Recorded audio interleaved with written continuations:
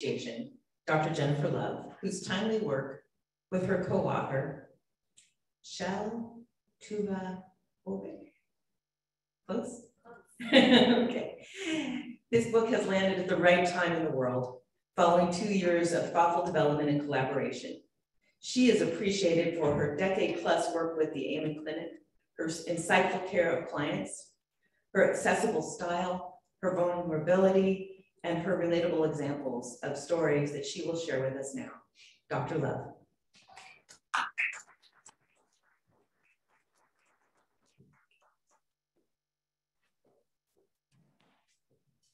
Although I can do this microphone, no problem. I do microphones and it like doesn't fit on my head. Yeah, okay, something like this. This is really embarrassing. Who knew? Having my own crisis.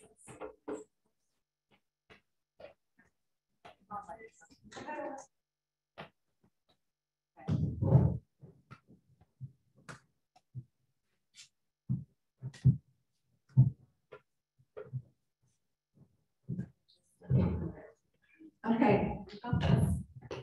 Love the confidence. Of course, I understand. I am really excited to be here today. And I love this conference. And I know it's the first one that you're having. Healing together, it's about resiliency and community. And it's something that I've been thinking a lot about during the pandemic. And I don't know if any of you, I joined Clubhouse during the pandemic. And so I was in this book conversation and someone was telling me about this book. And I think it's called Designing Your Life, or Designing a Life You Love, or something. It's New York Times bestseller. But it's written by a couple of mechanical engineers who, one of whom designed the hinges on the first laptop. And so they write this book, taking the principles of mechanical design and use those to teach you how to design your life around that. And I thought, this is fascinating, because as a psychiatrist, you know, I'm working with people individually and I know these psychological principles. And one of the first things they say in the book is, this is a group process. Design isn't done in a vacuum. Design is done with a team. And, you know, we do group therapy, we do family therapy, but everything's individual. Like culturally in America, we are individualistic, okay? People left their countries and came. People take pride in graduating and moving out. And we don't have the same sense of community. We have a more independent spirit as a country. And, you know, women don't give birth in big huts with all the other women in the village, something that's very private here. And so the idea of being able to design your life and solve your problems with community has been something that's been on my mind. A few weeks ago, a patient of mine said to me, he struggles with alcohol dependence. He said, the one thing I know about addiction is the anecdote is community. He said the opposite of addiction is community. And as I was thinking about the theme of your conference, Healing Together, I thought, well, does this apply to stress? Does this apply to assault? Like, how can we take this idea of vulnerability and create there a norm for a safe environment to start working through some of these problems? Do we have to do it in isolation? And so that's kind of where I want to start today. And speaking of community, I am in an online community of physicians. There are 10,000 plus of us in this group, and it's mostly a space where people post really gross derm pictures and ask for consultations. Like, does anyone know what this rash is? So it's pretty horrible. You're like on Facebook, meet your friends, do puppy and all stuff, and all these pleasant things, and then these rashes, all these things pop up. It's not the best, but we've talked about COVID, we've talked about advice, we talk finances, we crack jokes. It's, you know, a safe space. And I was scrolling through and I saw this post really caught my attention. I want to share this with you today. The doctor wrote this: is there hope? 20+ year marriage, stressed by demanding careers, kids, different political views, now in a cycle of lots of resentment, detachment for years. No luck finding a therapist after many attempts. All are full in our network and not sure our schedules would work anyway. Any other resources or suggestions? A lot of stuff went through my mind when I read this. What do you hear this doctor saying? Does anyone just want to shout something out? Yeah. To me, I feel like this doctor here is speaking about the fact that we have so much going on in our lives. There's always the demands for our careers, our family, political views of strangers out there. And I feel like what he's saying is the fact that sometimes, we want to be able to find good therapy, but unfortunately there's there might not be a lot of resources to be outspread for most people. Right. That's what I think. That's what Yeah, stressed, we've got a lot going on, struggling to get in with resources. As I read this, there were a few things that popped through my mind, because when I look at it at the surface, there's a lot I don't actually relate with. I've never been in a 20+ year marriage. I have a very demanding career, but I've never had a partner with an equally demanding career, let alone trying to raise a family with someone with a career that's that busy. I don't have to share a house with anyone that has different political views. These days, big deal. It wasn't a big deal, 20 years ago, but now. So there are a lot of things when I saw this post I thought, well, I can't really relate to, but as a physician, my brain listens to things a little differently. And there are a few key things that really jumped out to me. The first one is this doctor, and this is an anonymous post, I have no idea anything about this person. The doctor's feeling hopeless.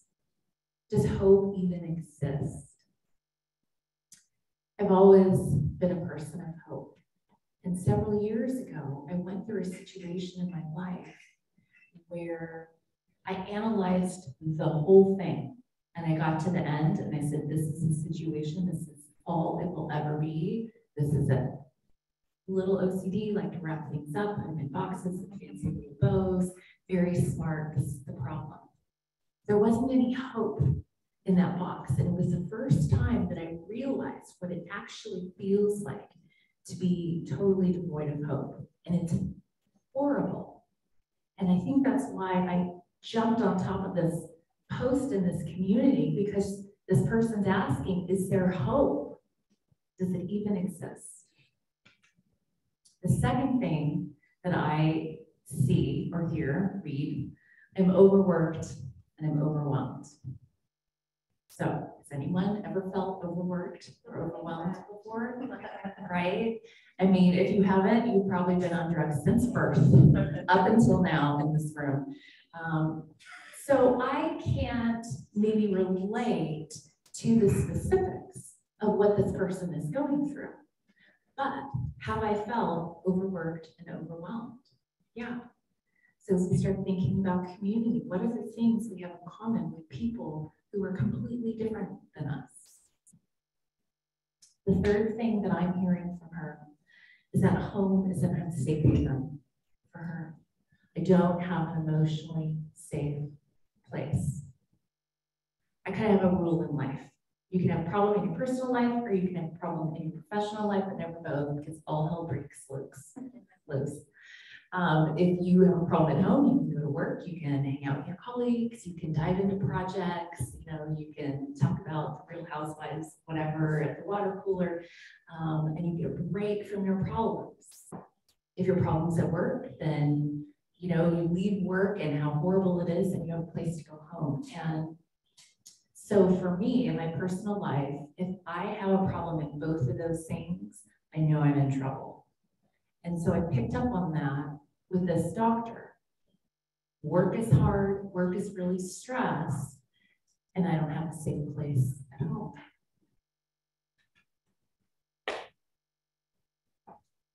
this is something that oftentimes frustrates me. So you don't have to be a psychiatrist with a dozen plus years of medical training to answer this question. You can see this on any platform. 20-year marriage, demanding careers, kids, different political views, cycle of resentment, no attachment for years. What's the answer? Go to therapy, right? Is there anyone who would not say you need to be in therapy over this? It's the obvious. And what does this doctor say? Don't tell me to go to therapy. There's no help for me. I've tried that. No one's available. It's not there. I need your help, but don't tell me what I should do. Cool. The last thing that really jumps out at me is any resources or suggestions. What this doctor is really saying is please support me, right? Don't tell me to go to therapy, but support me. Understand, empathize, hear me. I'm isolated and I need community. So this doctor went to the online community. Basically, this doctor is saying to us, you are my community right now. And this is what I'm talking about this afternoon. This is what this conference is about. Healing together, resilience, and support. Because when it comes right down to it, there are so many commonalities in the problems that we have that the specifics don't matter. We're going to learn a lot about that today. We're going to talk a lot about that today. I hope you learn a lot about that today. And we're going to do that. I am going to go through my book with you. You don't have to buy my book. I'm not trying to sell you my book. You can't buy my book. But I'm actually going to give you all the answers today. This is a book that I wrote before the pandemic.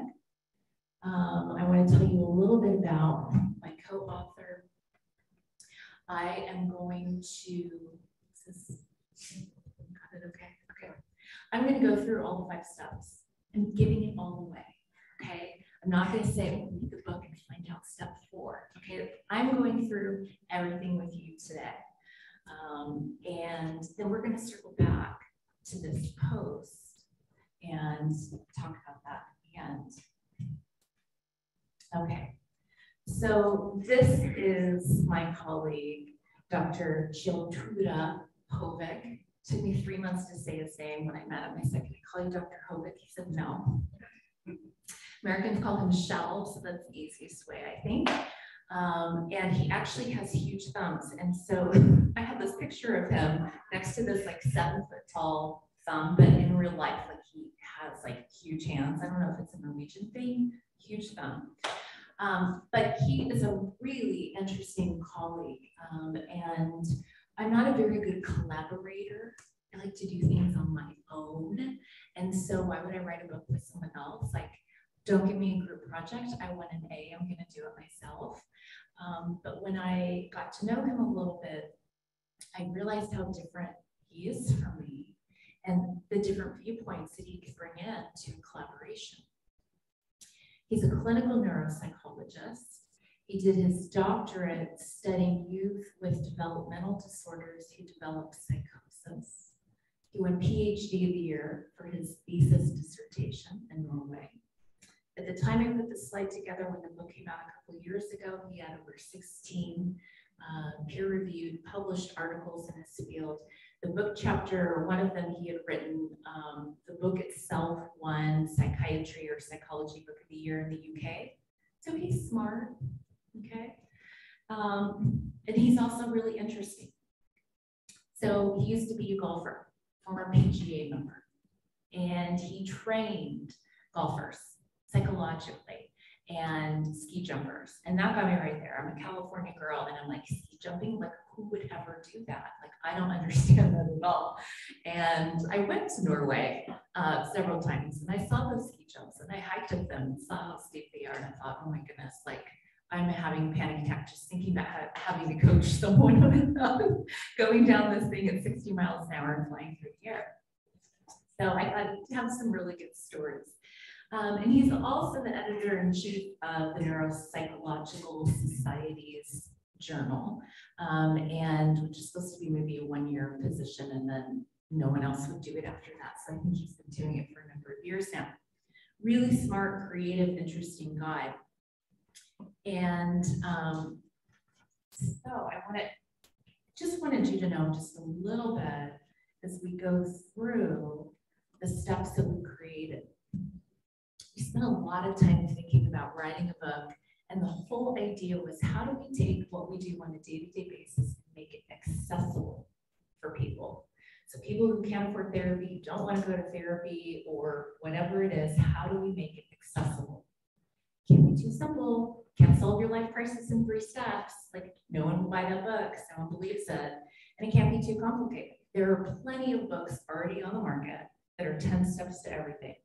Self-esteem, get rid of your depression, get rid of your anxiety. And some of them are fabulous. And I've used many of them in my practice. And more often than not, people get to step 3 and they poop out. They're like, I'm done. I don't want to touch this book ever again.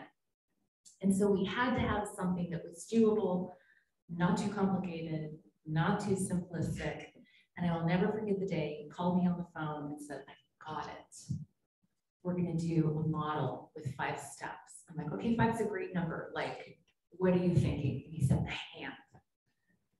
And I must have been quiet for a while.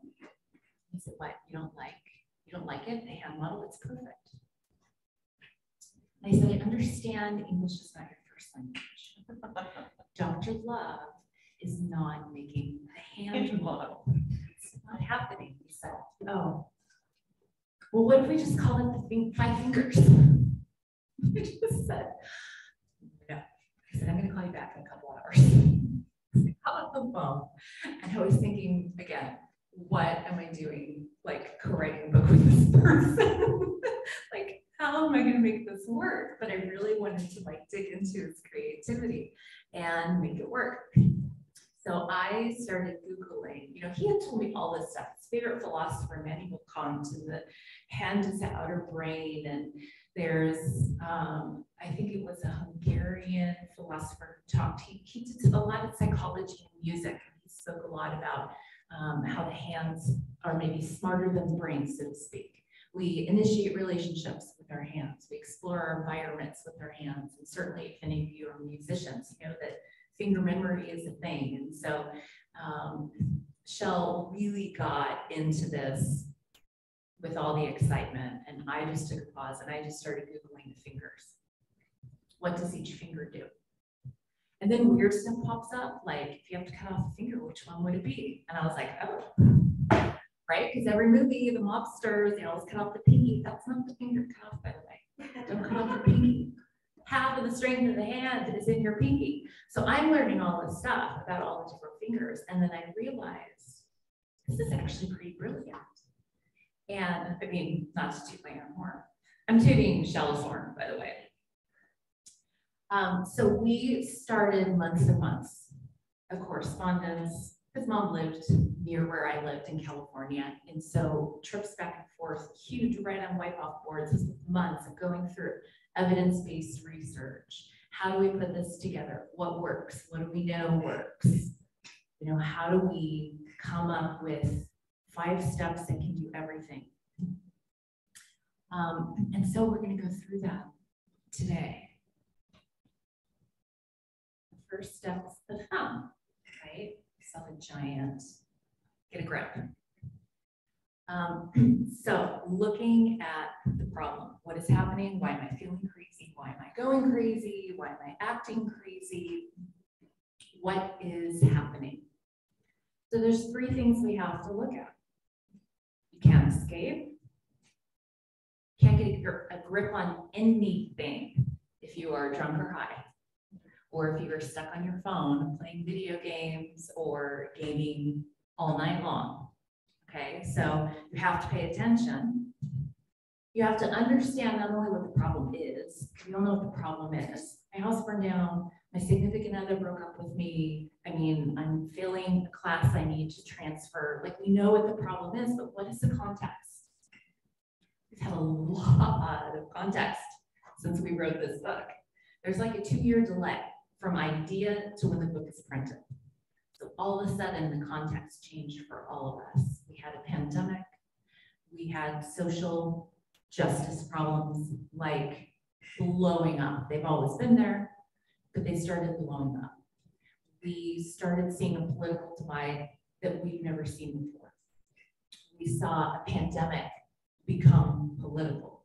I could talk about this for hours. I won't. It's really fascinating to me as a psychiatrist, this process of how thoughts can become beliefs.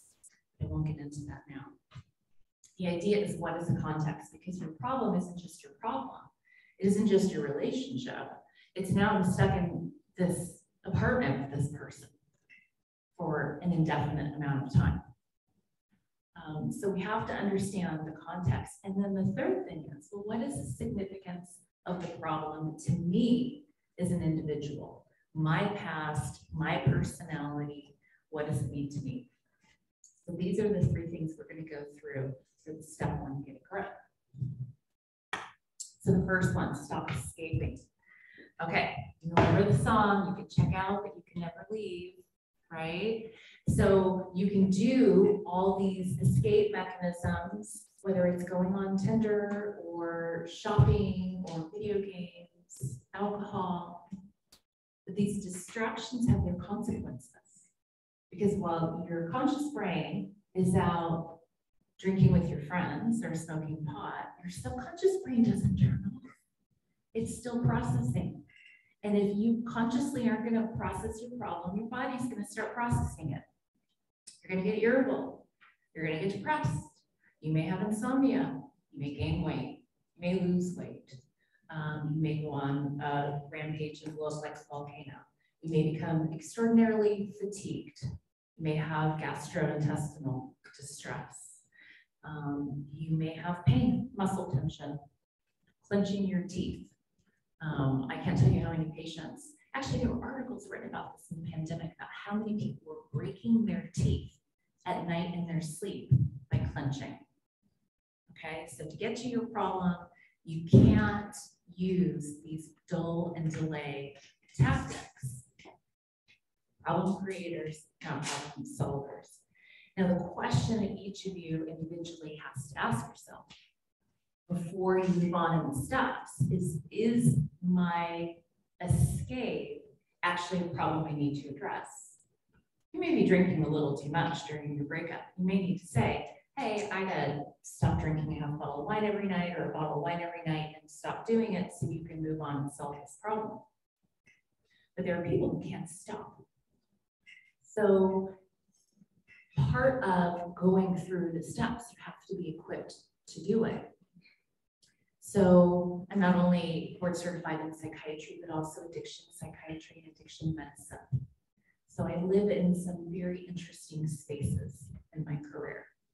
And I will tell you with a fair amount of certainty that you will not do well in your custody court case if you're using heroin.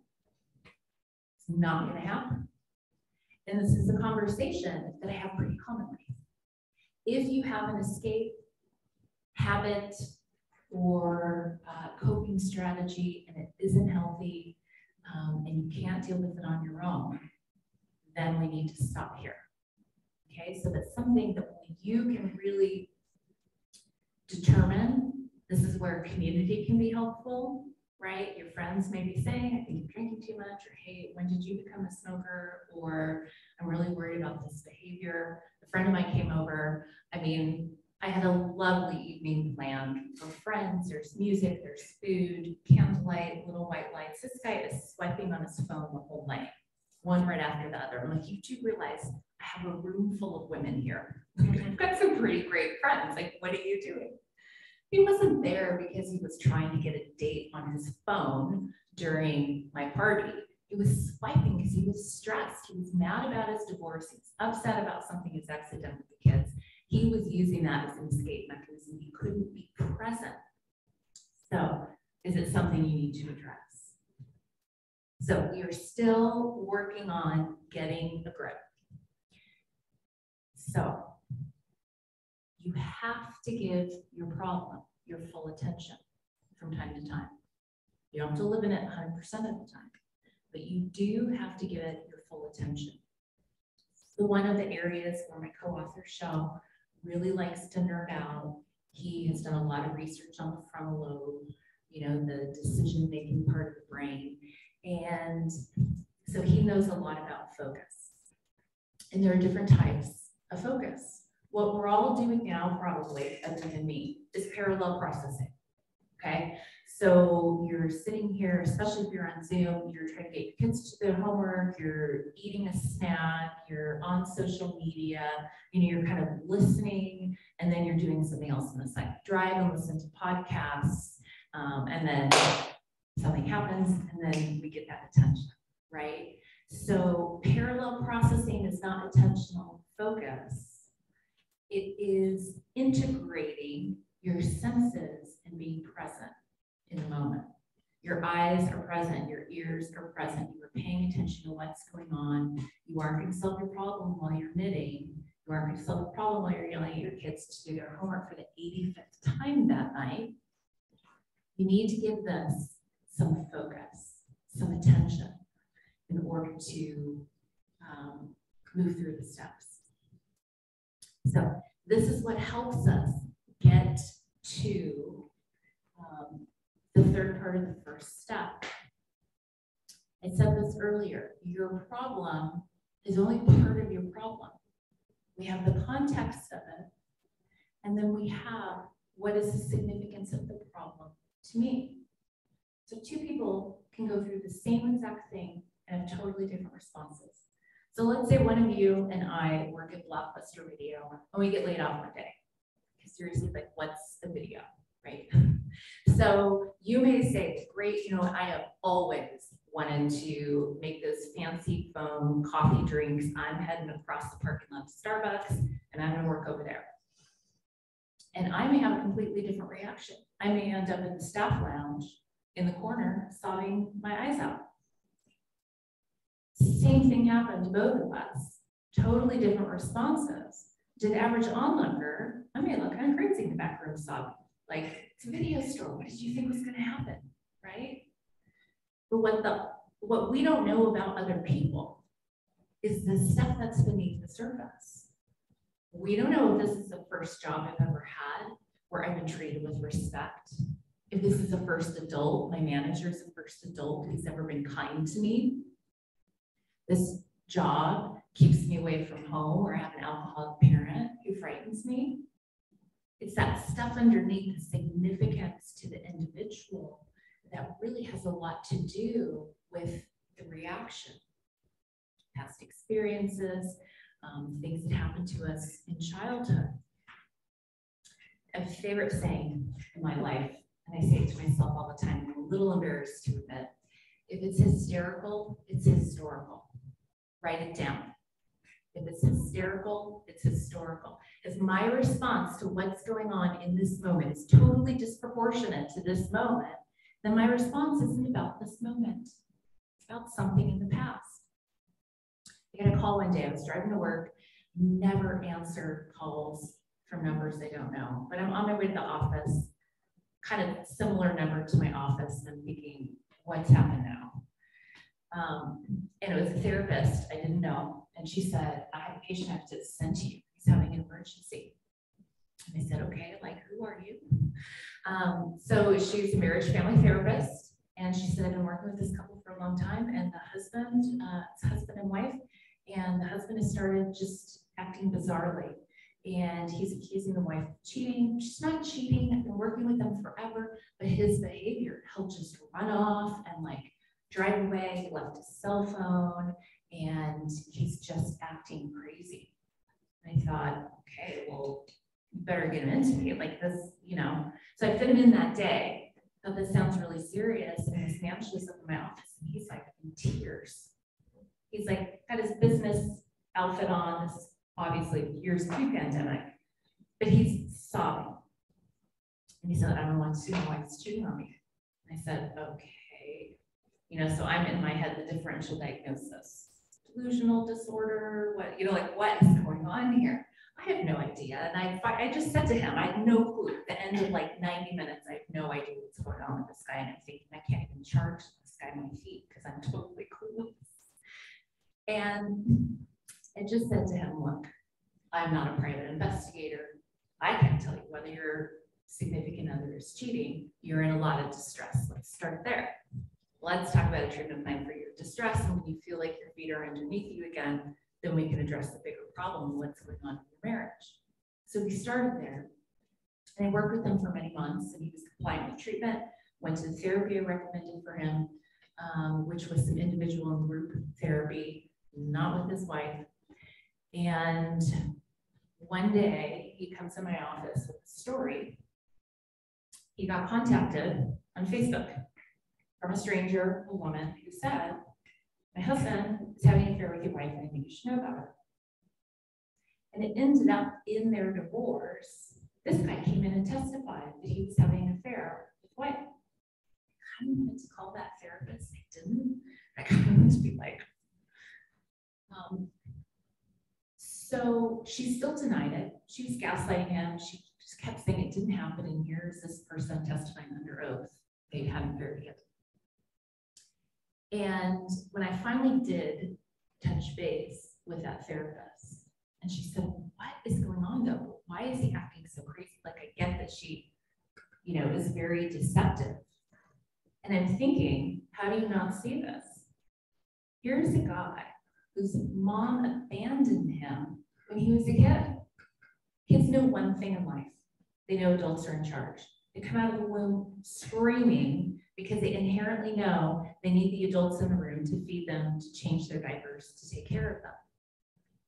And so kids know adults are in charge, and they expect the adults in their lives to provide a sense of structure and order and safety and stability. And when they get something else instead, their brains become confused. And this man developed, from the time he was a kid, kind of a tug of war in his intimate relationships. I'm programmed to be near you. I need to be near you. It's good to be near. But being near is painful and hurtful sometimes in a cool way. But then I feel like I'm abandoned. I can't take care of myself. I'm just a kid, so I come home again. And this pattern had carried over into other relationships in his life, in his marriage.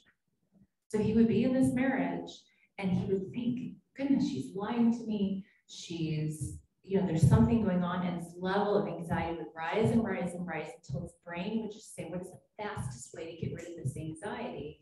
And he'd run off. And it would be dramatic. He left his cell phone once and just drove off in his truck, and his wife didn't know like where he was going or what he was doing. He'd be away for a while and feel relieved initially, and then the anxiety would build and build and build. That abandonment anxiety, his brain would say, what's the fastest way to get rid of this? And he'd run back. And so to the casual observer, he was acting crazy. He's back and forth all the time. But when you look at what's underneath, at the root of his problem, it makes perfect sense, right? His problem was more than he had a spouse or a significant other who was unfaithful. So Shell is a clinical neuropsychologist who does neuropsychological testing, loves categorizing things. So he asks, is this a problem of thinking? Is this a problem of emotional response? Is this a behavioral problem? He gets into like metacognitive training and all this. And as a clinician, I'm like, shh, how are you feeling? Okay, why are we feeling this way? You know, and someone comes in, I threw a tantrum, and I'm going, well, what did you do? And I'm thinking in my head, okay, what age is this? And then I say, okay, well, what happened to you when you were 3?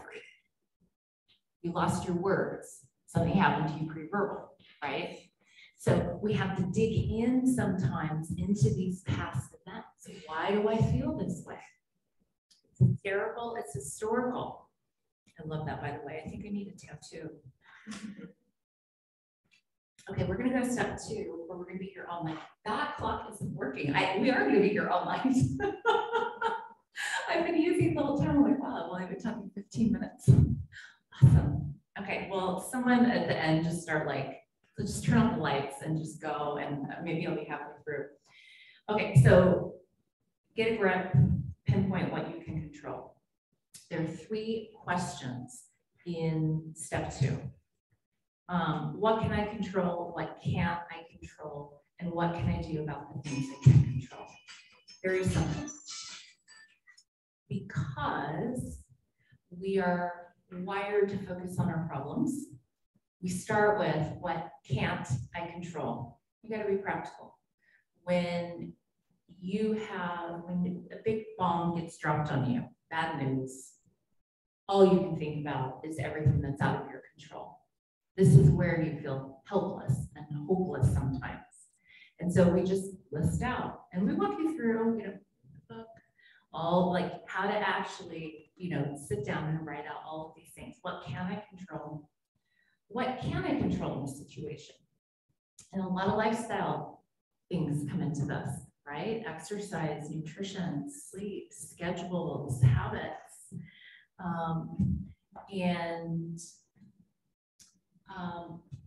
Then what can I do about the things I can't control? This is where it gets interesting. All these things I can't control, that my parent is unwell. But can I talk to the social worker? Can I talk to the doctor? Can I help them figure out how they want to go to hospice? What are their wishes? What are all the things that you can do about the situation you ultimately can't control? Step 2 is not about creating a huge to-do list. It's not about overwhelming yourself. It's about taking that feeling of helplessness and giving yourself options. And this is where community can really be helpful, because at least for me, I'm that personality. I get locked in a box. I know everything. Don't try to see me different. Some of my best friends are here. They've known me my whole life, and they will tell you, I know what I know, and I don't need to be told what I don't know. But for those of us, we sometimes need to kick in the rear because people think differently than we do. And so getting some suggestions, this is where that community comes in. What are some of the things I can be doing? My brain is offline right now. What are some of these things that I can be doing? So we're looking at all the levels that we've identified in step 1, looking at what we control, can't control, and what we can do about it. Now, this is going to be easier for some than others. So if you're a psychology student, then you're going to know what these terms are. Having an external locus of control versus an internal locus of control. Locus just means location. And it's basically the idea, I'm simplifying. Am I the person who feels that life is controlled by external forces, or do I feel like I control what happens in life? Okay, there's a continuum. It doesn't have to be a black and white thing. I had a couple of friends years ago, and they were married, and they both had an external locus of control. I found that fascinating. Control freak, internal locus of control. I was fascinated by this. They got pregnant and started telling everyone, we're having a baby, it's a miracle. And I was like, you told me 4 months ago you got off birth control. Like, this isn't a miracle, this is biology. Like, this is what happens like every single day around the world. Like, people have sex and have babies. Like, it's not a miracle. I mean, it can be, but that's how babies are made. But I also knew this couple very well. They believed they were brought together by fate. I happened to know they were at a party. He saw her, she's drop dead gorgeous. He walked across the room and introduced himself and said hi. That's how they met. But there's nothing wrong with believing that it's fate. Someone with an external locus of control thinks that it's somehow set up and aligned. And I look at it and go, well, I'm going to walk over there and meet that person. It's just a different way of looking at the same situation. She said to me one day, she said, marriage is totally miserable. Really worried me. It doesn't have to be, by the way, but that's what she said. Marriage is totally miserable. The God wants us to be together. We are so meant to be. And I thought, if my marriage is miserable, I'm going to think, okay, what am I going to do about this? Now what? What are my options? Internal locus of control versus, well, marriage just sucks, but we're meant to be, so this is how our life is going to be. So someone who has an external locus of control can really struggle with step 2 and may need some help, may need to go to student help, maybe need to talk to a safe group of friends. Okay, external versus internal locus of control. Really, like I said before, we are not making a long to-do list. We are looking at options, feeling less trapped, not like we have more that we have to do. Okay, we're supposed to feel better doing the steps, not worse. It's empowering. It shouldn't be more fatiguing. Okay. So now we're going to go to step 3. I know you've all been waiting for this because it's the middle finger and you want me to flip you off.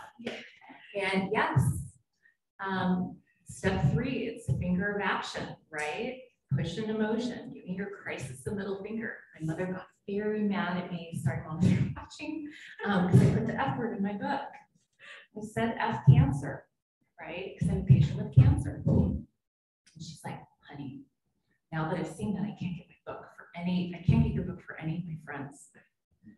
But really, when you're there, right? So the middle finger, this is a finger of action.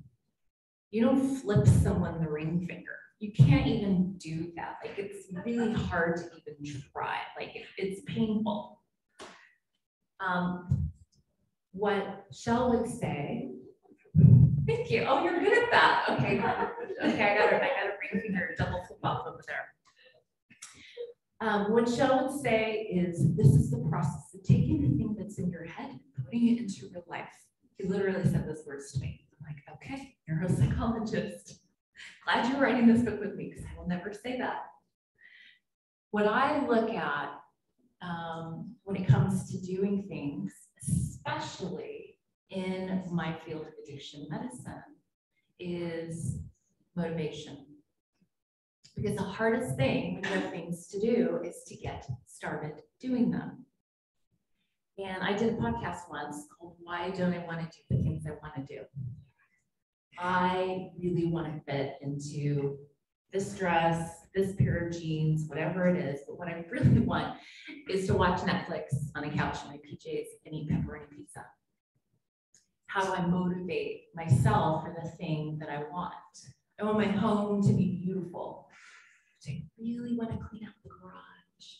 You know, how do we motivate for this? So there's a couple techniques. I'm actually going to give you a few of the ones that I use today, because I do want there to be some practical things that you can think about. I make decisions very simply. I worked in the ER and I've worked in some really high pressure situations where you have to make decisions really quickly. And in my head, because I have a photographic memory, I have a piece of paper with a line down the middle and a line across the middle, and I have 4 squares. And in my head, what are the pros and cons of doing it, and what are the pros and cons of not doing it? So, do I want to start this person on an antidepressant? What's good about that? What's bad about the antidepressant? What's good about not starting it? What's the downside of not starting it? So when you start writing out your feelings on those, and there's some overlap in some of the boxes, but when you start writing it out, you start seeing where your mind is on paper. I do this sometimes with patients in my office who are just like, I don't want to do it. I'm like, well, you kind of have to, or you're going to jail, you know, like your consequences are big. So I literally will take paper, get a clipboard, hand it to them. When they're done writing stuff out, I hand them a highlighter. And I say, highlight the 3 most important things on this page wherever they are. Your eyes will show you what your decision should be. That's your motivation, what you've highlighted. I say all the time, all you have to do is love one thing more than you hate your crisis to get started. Write that down. Love one thing more than you hate your crisis. That's your motivation starting point. Finding one thing you value.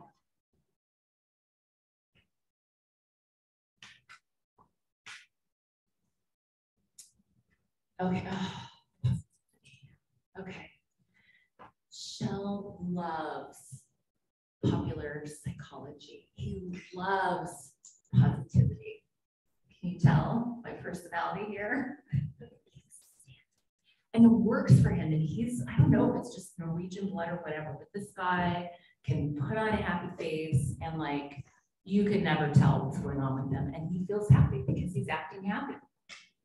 And I cannot be positive. He writes this whole section in the book on embracing positivity. And I was just like, I cannot relate to this at all.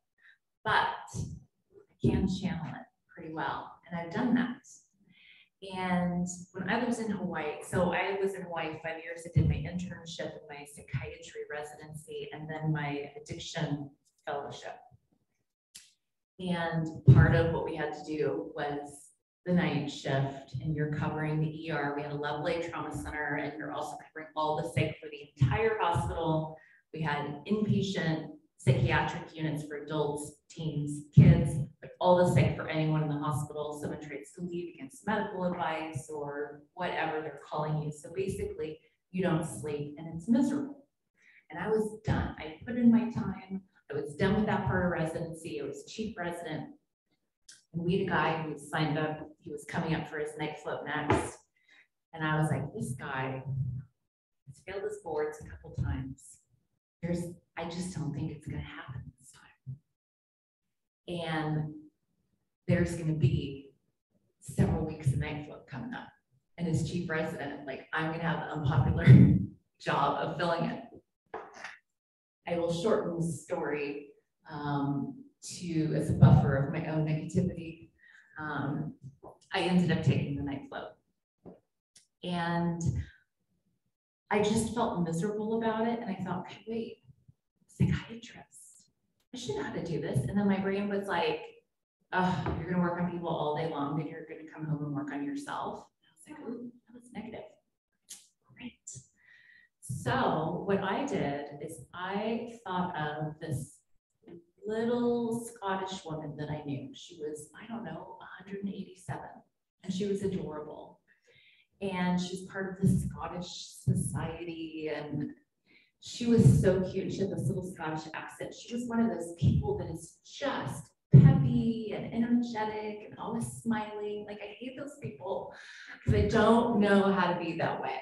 That's not my natural. My natural is introverted. I'm just quiet. I'm not angry. I'm just quiet.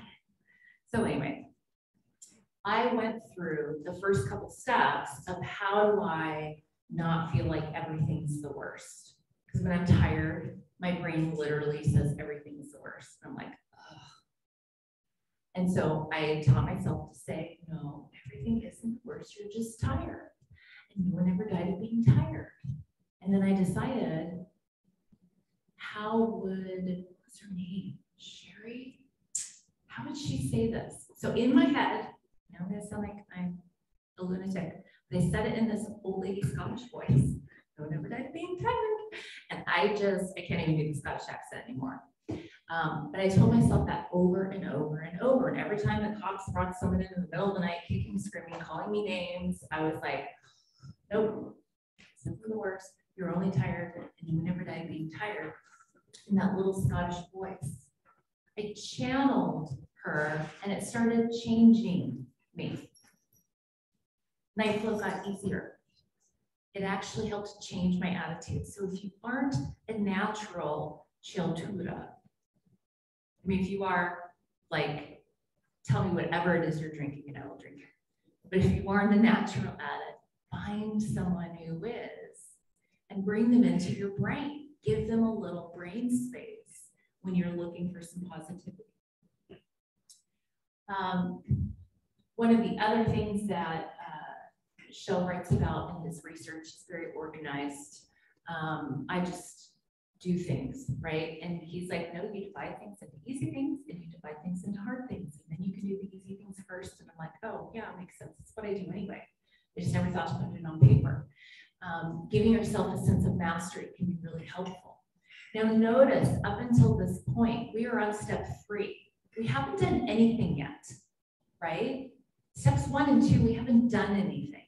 These steps need to be done in order. You start with step 3 and you don't know what your problem is and what your options are, you are like the ball in the pinball machine. Your actions are all over the place and you aren't going to be productive in what you're doing. So you first have to get a grip, have a good understanding of what's going on, why you're having those tantrums. Once it makes sense and you know what to do with it, pinpoint what you can control, and then we push into motion. My favorite in the world is step 4. I love it. I think I live in a perpetual state 4. It's a ring finger. We call this step pullback. And it's really, there are 4 key components to this: reflection and simplification, evaluating how you treat yourself, setting intentions, self-intimacy. This happens to do with getting to know yourself. I realized like a year after I wrote the book, it's not about masturbation, okay? Actually, my mom was like, honey, it's another one of those. Yeah, so we start with mindfulness. That's the key to everything, being in the moment. And I have candles on all of these slides. I'm a candle person. I love candlelight. I love that they smell like vanilla or lavender. It's like really calming, but you have to be in the moment. When we are anxious, our brains are in the past, or they're worrying about something to come. We aren't in the moment. And it's important. Why is being in the moment so important? Well, it gives us a break from all that anxiety that's in the past and the future. We have to take all these board exams in medicine. I don't know how many. I've never counted. For psychiatry, there were 2. There's a written. So this is after you have 3 medical licensing exams. You do written psychiatry, and then there's an oral psychiatry exam. My written psychiatry exam, I was in a high-rise downtown, and the building caught on fire, and we had to evacuate.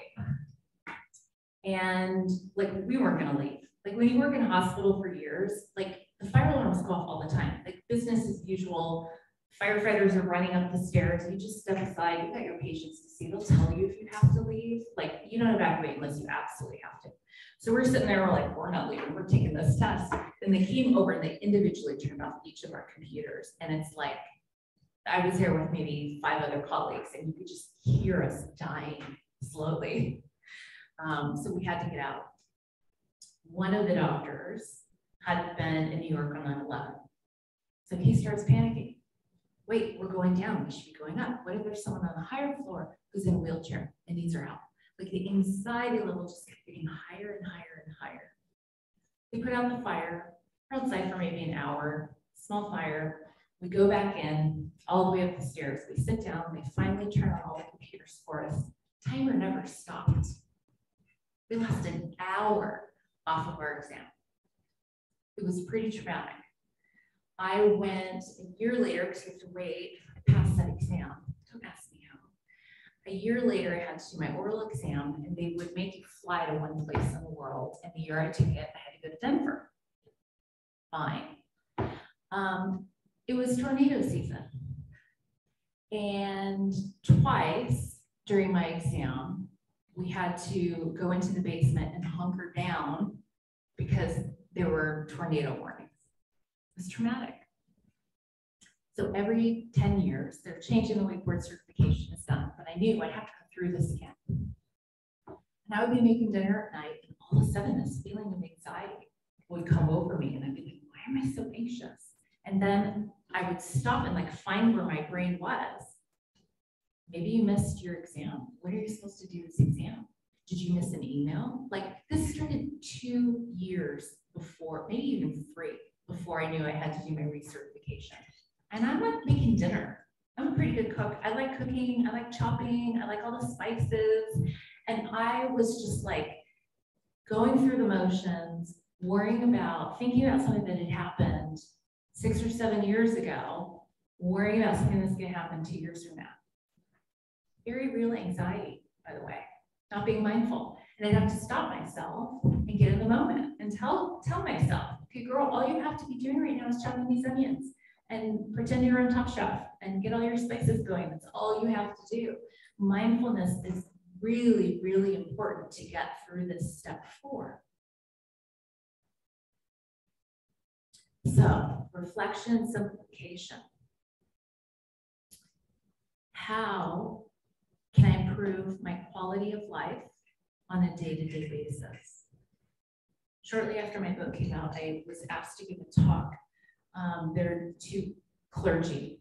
I mean, talk about like who is not qualified to talk to the clergy and to teach the clergy, right? But there's something called the Clergy Emergency League. And what I realized is there are a lot like frontline workers in a lot of communities. And so we were talking about, many of them were saying they can't go on vacation because there's no one to cover what they do. And there's so much work when they get back, so they don't even bother taking vacation. And we had to have this conversation where I had to gently ask them the question that my friends have had to, not so gently at times, ask me. Are you really the only person on the planet who can do this right now? Is anyone going to die if you don't do it? Now, I sometimes have to answer that question differently than the rest of everyone. I get it. But for these clergy, like the idea of canceling a service so they could go on the first vacation they've had in 8 years was like, we can't do this. And I was like, why? You've got a deacon, you've got an elder, show a movie, have a church picnic. Like, what's going on here? What can you do to lower the stress in your life? How can you simplify and improve your quality of life on a day-to-day basis? Looking at your daily habits, your routines, which are healthy, which are too complicated, which are stressful. I mean, we know we all stopped wearing pants in the pandemic, right? We simplified. It's really hard to go back. I want to wear bunny slippers all the time. I wear socks still. I work remotely. Like, I still wear my PJ pants. I definitely kind of tone down the daily habits. But asking yourself, am I willing to simplify these habits and routines? You have to be creative because we tell ourselves all sorts of things. No, I have to get the kids. I have to run here. I have to do that. No one else will do it. And we don't stop and think about how we can actually simplify those things. So need lots of candles to do that. Okay. Now, I treat really a diverse group of patients.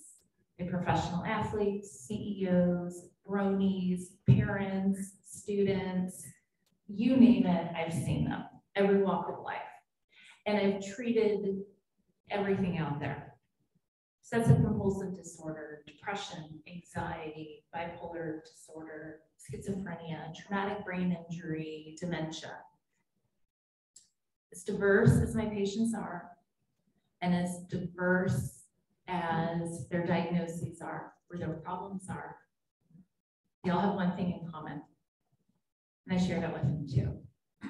They are harder on themselves than they would ever be to anyone else.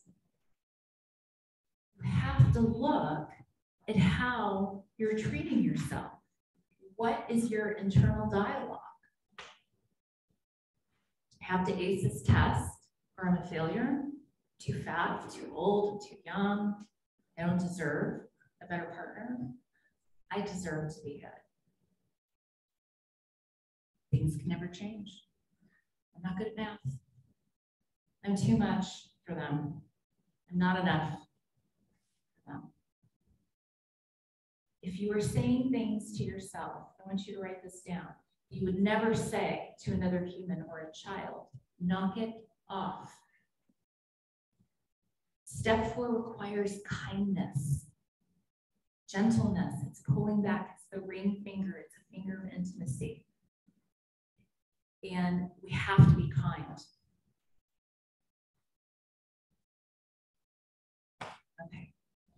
setting intentions. I'm gonna tell you about my avocado tree. I just sold my house. I'm totally homeless right now, but in my backyard for 10 years, I have this huge avocado tree. And every year my gardener would say, it's time to cut it back. And he did it like twice a year, because in Southern California, everything just keeps growing and growing and growing. And every year, like, he'd be like halfway through and I'd come down and look out the back window and see piles of leaves and branches, and I'd have a heart attack.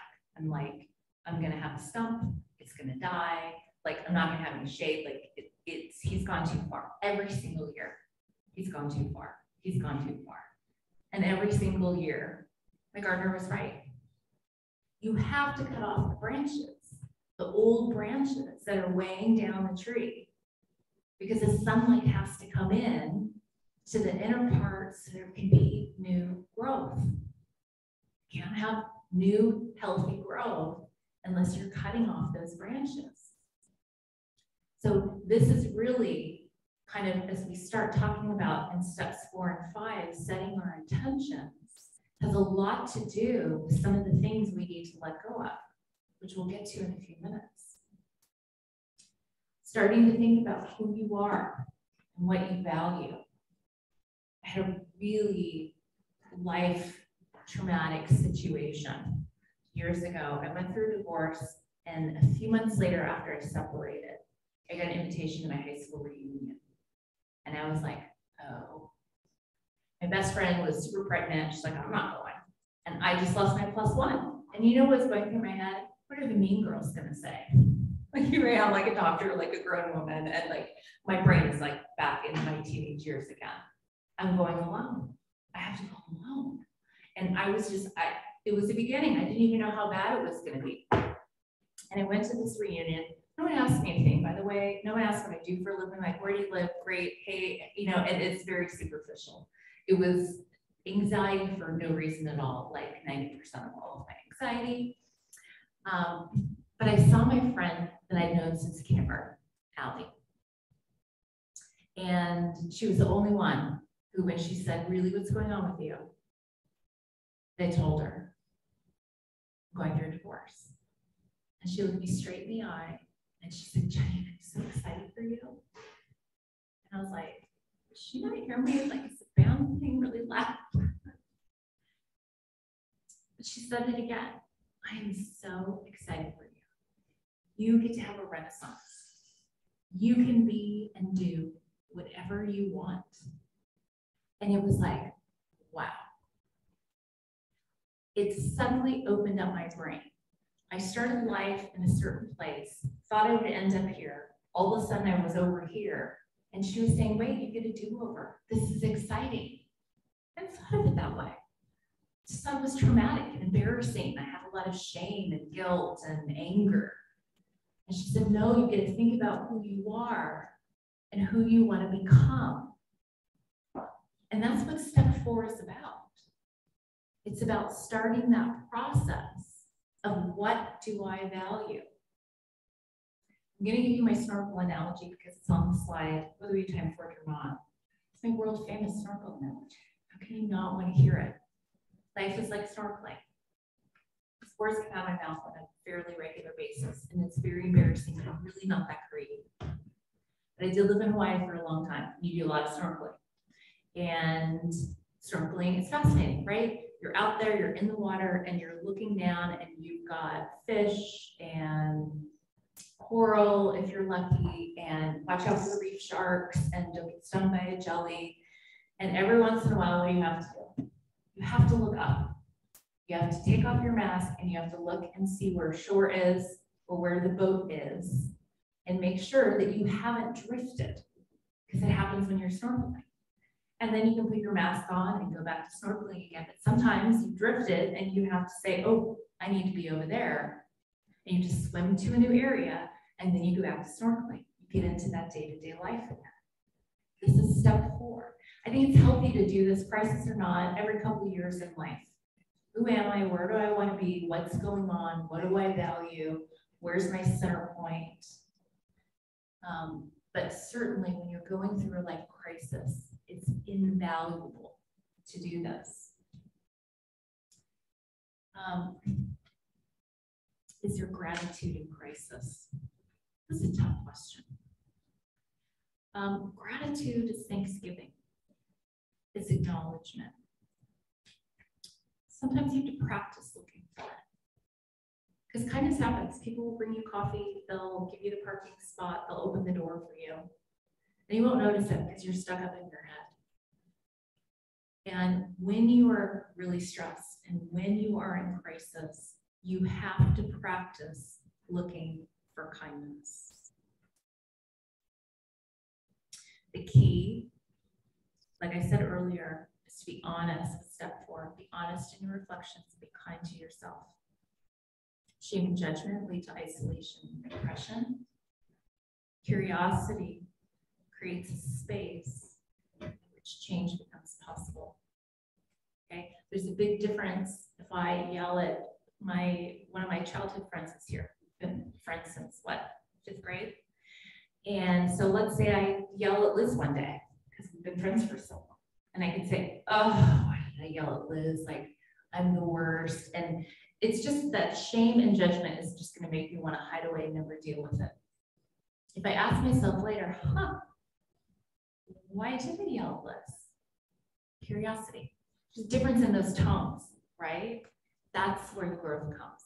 That's where I can learn. You don't learn when you're harsh with yourself, when you judge yourself, when you're curious. Why did I say that? Why did I do that? Boy, that really sucked. What was going on with me? That's when you can have that kind of growth. Okay.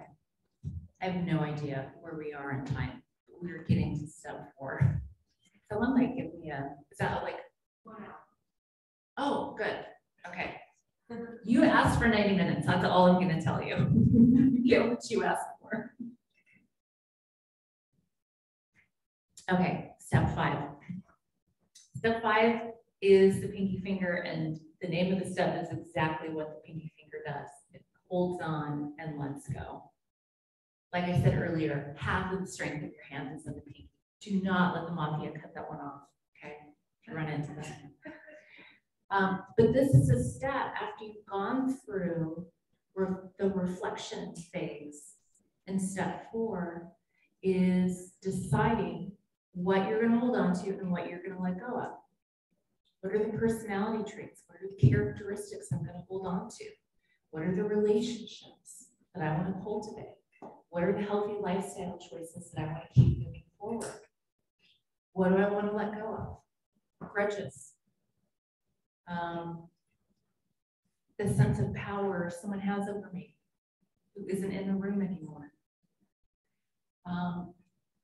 Personality traits that prevent you from being the person that you decided you want to be in step 4.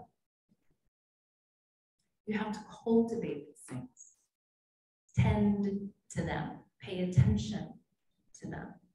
I sometimes do a word of the year. Well, actually, I almost always do a word of the year. I sometimes forget halfway through the year what my word is, but I always do this.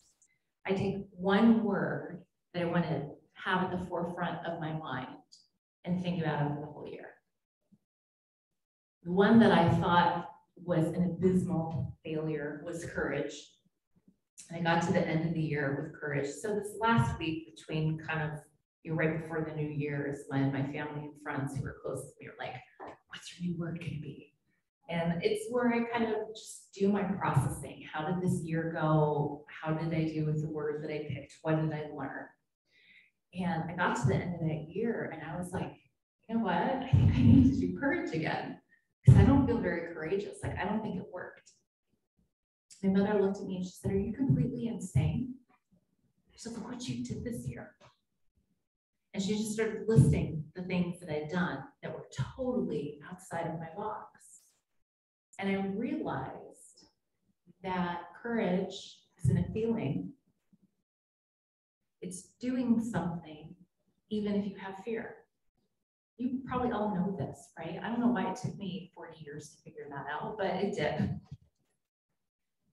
I spent the year being asked to do things.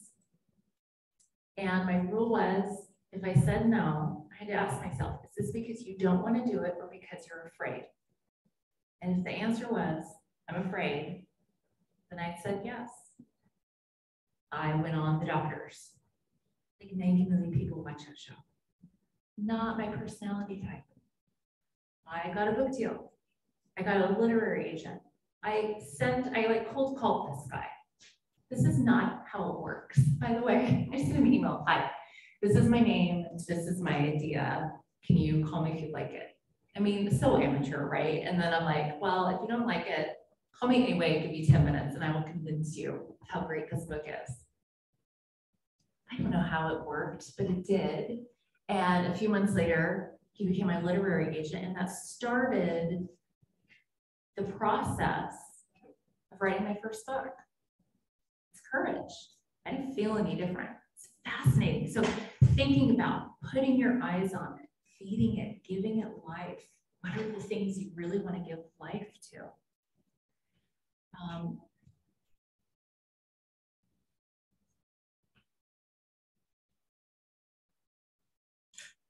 I want to come back to the post that was there at the beginning.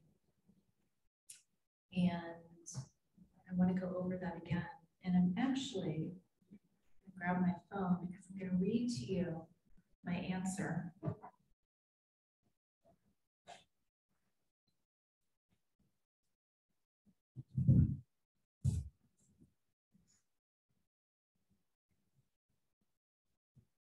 Okay, so you remember this doctor, right? Is there hope? 20-year marriage, stressed by demanding careers, kids, different political views, a cycle of a lot of resentment, detachment for years, no luck finding a therapist after many attempts, all are full in our network, not sure our schedules work anyway, any other resources or suggestions?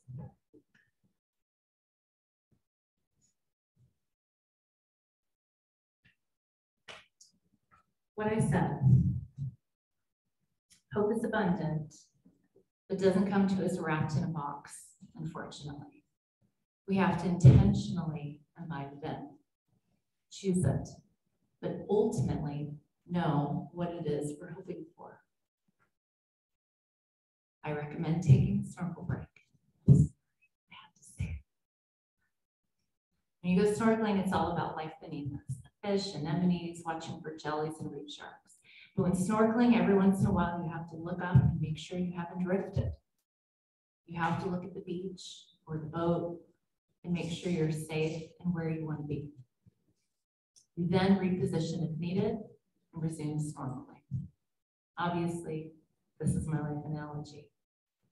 Sit with yourself and revisit who you are and what you value. Honesty, integrity, kindness, humor, core values. Your spouse will do this too, even better, but you can only control yourself. So let that go. Look at where you might have strayed. If you value laughter or peace or joy, start focusing on those things and bring them back into your life for you. In the best scenario, this can have a ripple effect everywhere. Stress is as contagious as a wildfire and pushes good away. Kindness draws life and more kindness in. It sounds rudimentary, but when we're stressed, overworked, overwhelmed, and drained, we gradually start sliding into the pit of hard life. Reset, realign with your core values. Take time to practice this. Ask yourself, what is a kind thing to do in this situation over and over all day long? See what happens. If you want to bring hope into your marriage, invite it in. Find the best therapist, not the cheapest. This is your life. If you want this, your work schedule can change. Kids' schedules can be rearranged. If hope is right for your marriage, it needs to become everything, and everyone will benefit. If your spouse doesn't want to live under the roof of hope or kindness or whatever you determine your core values are, then you have some hard options to weigh. I'm sorry I can't see everything. I wish I could on the social media posts. But remember, hope isn't floating around for other people. Hope is for everyone who wants to claim it, and it takes effort sometimes. Hope isn't tied to a specific outcome. Once you drag it into your life, it can stay with you wherever you go. I know firsthand how hard hopelessness is.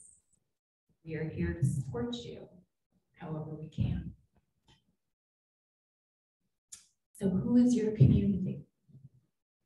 As we talk about over the next few days in this conference, healing together. Think about that. Think about how you can start these conversations of how do we, as a community of people who may not have much in common, who may have very different problems on paper, how can we come together and do this part of our lives together? I'm super excited for everyone for this conference this week and for you to have the opportunity to start these conversations with people. And I hope that you'll do this throughout your life, wherever you are, beyond Cabrillo College. I hope you'll do this with your families. I hope you'll think about doing this with your group of besties one day and carry this forward. I'm so happy to be able to share this experience with you. Thank you